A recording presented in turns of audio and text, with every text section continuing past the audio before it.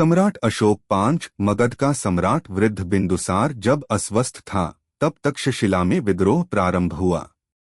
विद्रोह को कुचल डालने के लिए सम्राट के ज्येष्ठ पुत्र सुमेश ने विमुखता दिखाई। कनिष्ठ पुत्र अशोक पिता का आशीर्वाद पाकर सेना सहित तक्षशिला गया। एक ही दिन में उसने विद्रोह को कुचल डाला। विद्रोहियों पर थोड़ी भी दया न दिखाते हुए उसने उन्हें मृत्यु दंड दिया। वह शाम का समय था। महाराज बिंदुसार का ज्येष्ठ पुत्र सुमेश अपने भाइयों को लेकर वन में विहार करने निकला। राजधानी पाटलिपुत्र के समीप प्रवाहित होती हुई नदी के तट पर स्थित उपवन में पहुंचे। वहां पहुंचने के पहले ही उनके सेवकों ने उनके लिए आवश्यक भोजन पदार्थ, पेय, फल आदि का प्रबंध किया। जैसे ही राजकुमारों ने उपवन में प्रवेश किया, उन्होंने अंगरक्षकों को जगह जगह पर तैनात किया, जिससे कोई अंदर आ न सके। वे नहीं चाहते थे कि कोई उनके विनोद कार्यक्रम में विघ्न डाले। खासकर सुमेश नहीं चाहता था कि आम जनता को यह बात मालूम हो, क्योंकि उसे डर था कि यह जानने पर जनता उन्हें विलासप्रिय कहेगी और कहेगी कि वे बिंदुसार जैसे योग्य महाराज के अयोग्य पुत्र हैं। उन्होंने तरह तरह के रुचिकर आहार पदार्थ खाए, फलों का रस पिया और उपवन के बीचों बीच फैलाए हुए कालीन पर बैठ गए। थोड़ी ही देर में सुंदर कन्याएं नाचने गाने लगीं। सुषेम नृत्य का मजा लूट रहा था। उसके हाव भावों से स्पष्ट था कि ऐसे कार्यक्रमों में उसकी पर्याप्त अभिरुचि है। थोड़ी देर बाद उसने कोई आवाज सुनी। उसने पीछे मुड़कर देखा कि एक अंगरक्षक बेतहाशा दौड़े आ रहा है। उसने पास आकर नमस्कार करते हुए कहा, प्रभु, हमारा एक दलनायक अपने सैनिकों के साथ इस उपवन में प्रवेश करना चाहता है। मैंने उससे कहा भी कि आज आपकी आज्ञा के बिना कोई भी अंदर नहीं आ सकता, किंतु वह मेरी बात सुनने से इनकार कर रहा है और अंदर प्रवेश करने के लिए राजमुद्रिका दिखा रहा है। दलनायक को यहाँ क्या काम? सुषेम ने असहनशील हो प्रश्न किया। कारण बताना नहीं चाहता। शायद आपसे कहे, अंगरक्षक ने कहा। ठीक है, उसे जल्दी बुलाओ, चिढ़ते हुए सुषेम ने कहा। अंगरक्षक लौटा और थोड़ी ही देर में दलनायक को अपने साथ ले आया। दलनायक ने सुषेम को नमस्कार किया। सुषेम ने इशारे से अंगरक्षक को वहां से चले जाने के लिए कहा। फिर दलनायक को नाराजी से देखते हुए पूछा, हमारे विनोद कार्यक्रम में क्यों रुकावट डाली? तुम्हारी इतनी हिम्मत? हम रुकावट डालने वाले कौन होते हैं प्रभु? यह हमारा उद्देश्य भी नहीं है, दलनायक ने विनयपूर्वक कहा। सुषेम ने चिल्लाते हुए पूछा, फिर तुम यहाँ क्यों आए? कल शाम को इस उपवन में बहुत ही बड़े पैमाने पर अभिनंदन समारोह संपन्न होने वाला है। सेनाधिपति की आज्ञा है कि इसके लिए आवश्यक प्रबंध मैं करूं। उनकी आज्ञा का पालन करने के लिए मेरे साथ आए कुछ सैनिक उपवन के बाहर खड़े हैं। आपकी अनुमति हो तो अंदर बुला लाऊंगा, दलनायक ने कहा। बड़े पैमाने पर अभिनंदन समारोह संपन्न होने वाला है। किसका अभिनंदन होने वाला है? सुषेम ने पूछा। युवराज अशोक का, दलनायक ने कहा। किस बात पर अशोक का अभिनंदन होने वाला है? सुषेम ने पूछा। प्रभु, युवराज अशोक ने तक्षशिला में विद्रोह को कुचल डाला। एक ही दिन में उन्होंने यह महान कार्य कर दिखाया। वे विजयी होकर लौट रहे हैं। उनके स्वागत की सब तैयारियां हो रही है, दलनायक ने कहा। यह बात सुनते ही सुषेम का चेहरा फीका पड़ गया। उसके भाइयों को लगा मानो उन पर बिजली गिरी हो। किसी के मुंह से बात ही निकल नहीं रही थी। सब के सब अवाक रह गए। एक नर्तकी ने कहा, वाह, कैसी खुशखबरी सुनाई? सुषेम जोर से चिल्ला पड़ा, बंद करो बकवास। वे नर्तकियां पहले से ही जानती थीं कि सुषेम अशोक से ईर्ष्या करता है, इसलिए उन्होंने उसकी बातों की कोई परवाह नहीं की। वे मन ही मन सुषेम की अशक्तता पर हंसती रहीं। स्तब्ध सुषेम ने थोड़ी देर बाद मौन भंग करते हुए पूछा, अब तक यह बात मुझसे क्यों छिपाई गई? क्या जानबूझकर यह बात मुझसे छिपाई गई? यह शुभ समाचार पाते ही महाराज चाहते थे कि आपको भी यह बात बताई जाए, परंतु किसी को मालूम नहीं था कि आप कहाँ हैं। इसी कारण यह समाचार आप तक पहुंचाया जा नहीं सका, दलनायक ने कहा। क्रोध से कांपते हुए सुषेम चिल्ला पड़ा, चुप हो जा, आपने कारण पूछा तो मैंने कारण बताया। क्षमा कीजिए प्रभु, दलनायक ने कहा। हम सब जानते हैं। तुम मुंह बंद रखो, कहता हाँ सुषेम उस बंदर की तरह अशांत होकर इधर उधर घूमने लगा जिसने आग पर भूल से पैर रख दिया हो। फिर उसने अपनी मुट्ठी बंद की और आकाश की ओर देखने लगा। वह सोच भी नहीं सकता था कि इतनी सुगमता से अशोक अपना लक्ष्य साधेगा।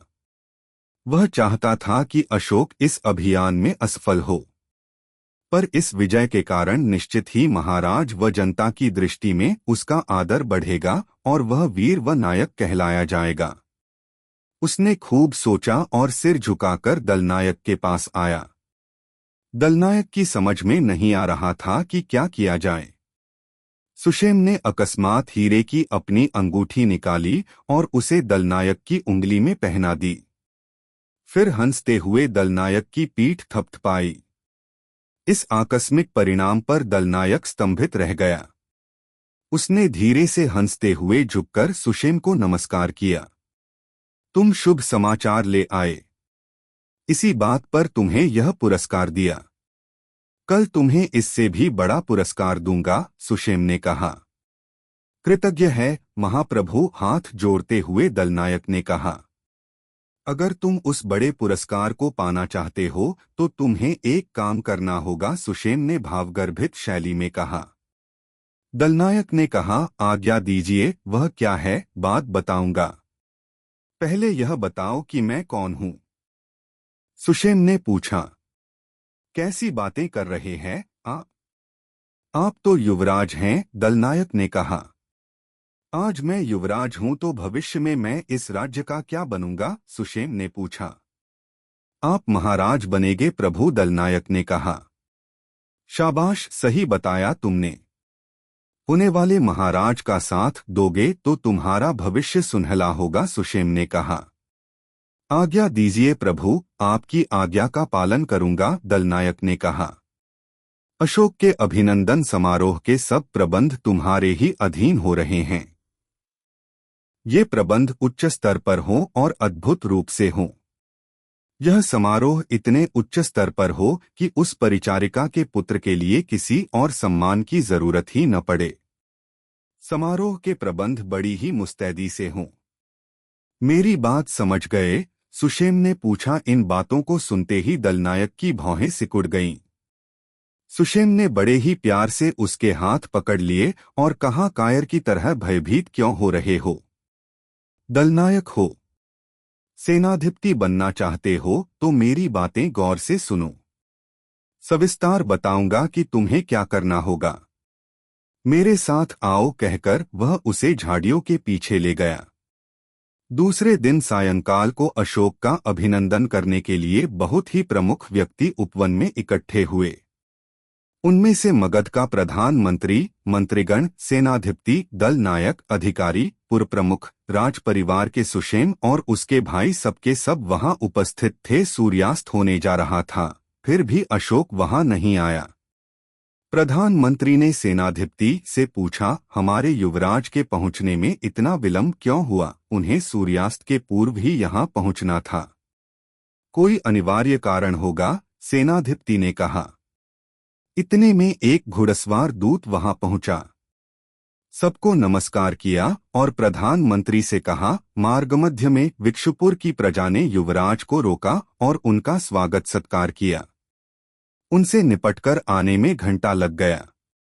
देरी का यही कारण है।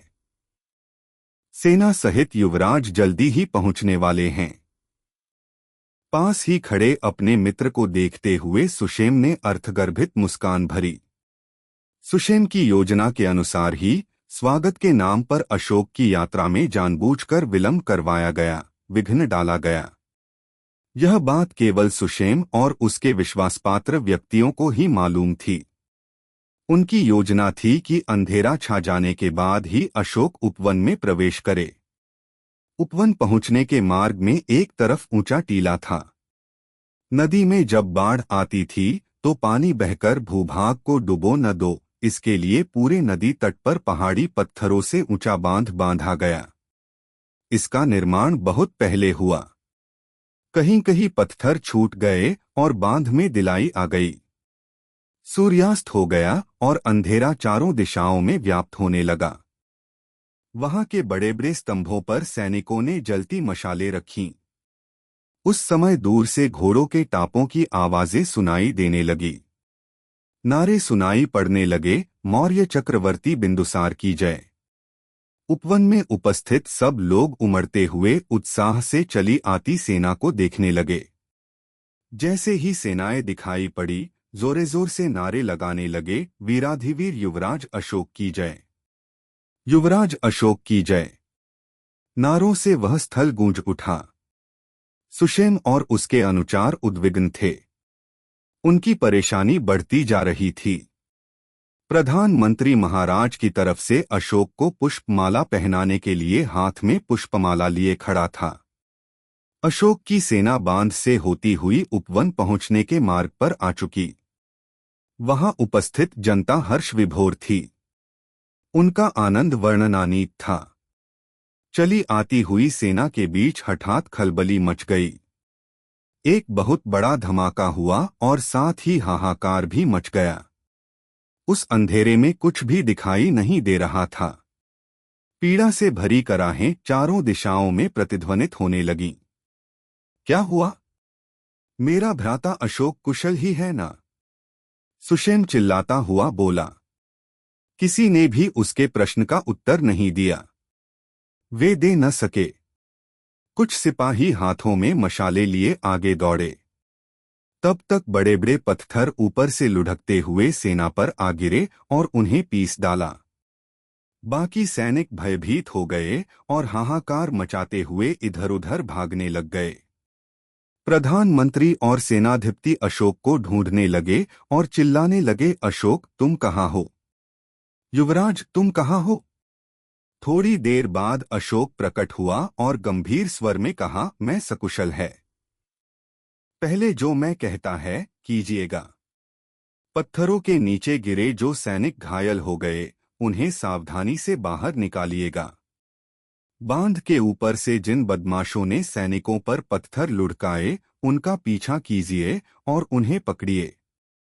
यह स्पष्ट है कि हमारा नाश करने पर तुले व्यक्तियों का क्या उद्देश्य है। अब हमें जानना यह है कि इस षड्यंत्र के पीछे किनका हाथ है।